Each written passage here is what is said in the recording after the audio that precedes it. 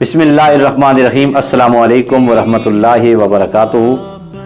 عزیز دوستو، 14 اگست کا موقع جب بھی آتا ہے تو ہر کام ہوتا ہے، گانے، ریلیاں، نعرے بازی، نغمے، ڈرامے، ٹیبلو بچے پیش کرتے ہیں اور وہ پورا دن لباس قومی پرچم والا پہنا جاتا ہے، پرچم کشائی کی تقریب ہوتی ہیں، لیکن ایک اہم ترین کام ہم سے رہ جاتا ہے جس کی وجہ سے ہم احسان فراموش ٹھہرتے ہیں، ہم ظالم ٹھہرتے ہیں، ہم ناانصافی کرتے ہوئے نظر آتے ہیں۔ وہ کون سا کام ہے جو 14 اگست کے خوبصورت دن کے موقع پر ہم نہیں کرتے ہیں لوگ، لیکن مائنارٹی میں کرتے ہیں۔ میجارٹی ایسی ہے کہ ہمارے نزدیک بھی، ہمارے کانوں کے نزدیک، ہمارے ذہن کے نزدیک اس کا خیال تک نہیں بھٹکتا۔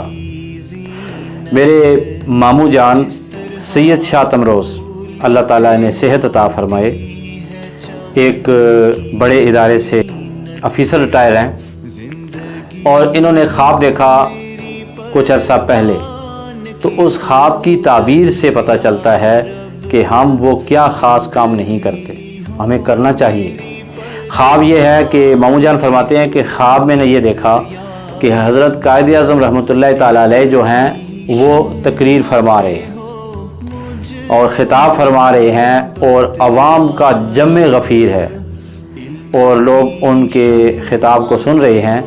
تو اس جلسہ گاہ کے اندر دو قسم کے لوگ ہیں، ایک دائرے کے اندر ہیں اور ایک دائرے کے باہر ہیں۔ ماموں جان کہتے ہیں کہ میں دائرے کے باہر جو لوگ کھڑے تھے ان میں شامل تھا۔ جب حضرت قائد اعظم نے اپنی تقریر ختم فرمائی تو کہا کہ اگر کسی کا سوال ہے تو آپ کر سکتے ہیں۔ تو لوگوں نے سوال پوچھے، ماموں جان کہتے ہیں میں نے بھی ہاتھ کھڑا کیا کہ میرا بھی ایک سوال ہے۔ تو حضرت قائد اعظم رحمۃ اللہ تعالیٰ علیہ فرماتے ہیں کہ ہاں، آپ کا کیا سوال، آپ سوال کریں۔ تو ماموں جان کہتے ہیں میں نے سوال کیا کہ 14 اگست کے موقع پر ہم آپ کو جو ایصال ثواب کرتے ہیں قرآن مجید پڑھ کر اور آپ کے لیے جو دعا کرتے ہیں، کیا وہ آپ کو ثواب پہنچتا ہے؟ تو حضرت قائد اعظم فرماتے ہیں آپ پہنچتا ہے، لیکن پاکستان کے لوگ بڑے ظالم ہیں، لوگ دعا نہیں کرتے، پاکستان کے لوگ ہمارے لیے دعا نہیں کرتے، بڑے ظالم ہیں، بڑے ظالم ہیں، بڑے ظالم ہیں۔ اس کا معنی کیا ہوا؟ اس خواب کے اندر جو دائرے کے اندر لوگ تھے وہ تمام فوت شدہ لوگ تھے، اور دائرے کے باہر جتنے لوگ کھڑے تھے وہ اس تعبیر کے نتیجے میں پتہ چلا کہ وہ زندہ لوگ شامل تھے۔